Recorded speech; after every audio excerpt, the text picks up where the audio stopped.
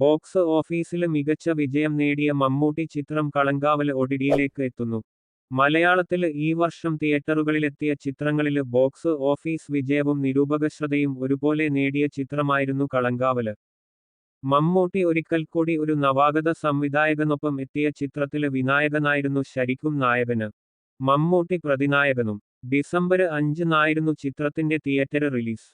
മമ്മൂട്ടി വില്ലനായി എത്തുന്നു എന്നതുൾപ്പെടെയുള്ള പല ഘടകങ്ങളാല് pre release hype നേടിയ ചിത്രമായിരുന്നു ഇത്. ആദ്യ ഷോകൾക്കിപ്പുറം പോസിറ്റീവ് അഭിപ്രായങ്ങള് വന്നതോടെ ചിത്രം ബോക്സ് ഓഫീസിലും കുതിച്ചു.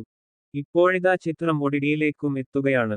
തിയേറ്ററുകളിലെത്തി 25-ാം ദിനത്തിലാണ് ചിത്രത്തിന്റെ ഒഫീഷ്യല് OTT പ്രഖ്യാപനം വരുന്നത്.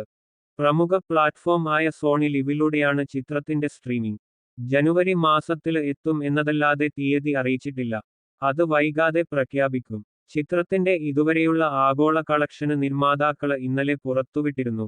മമ്മൂട്ടി കമ്പനിയുടെ ബാനറില് മമ്മൂട്ടി തന്നെയാണ് ചിത്രം നിർമ്മിച്ചിരിക്കുന്നത്. മറുഭാഷാ പ്രേക്ഷകരിലേക്ക് കൂടുതല് റീച്ചിന് OTT റിലീസ് ചിത്രത്തെ സഹായിക്കും. മലയാളത്തിന് പിന്നാലെ ചിത്രത്തിന്റെ ഹിന്ദി ടീസറും സോണി ലിവ് പുറത്തുവിട്ടിട്ടുണ്ട്.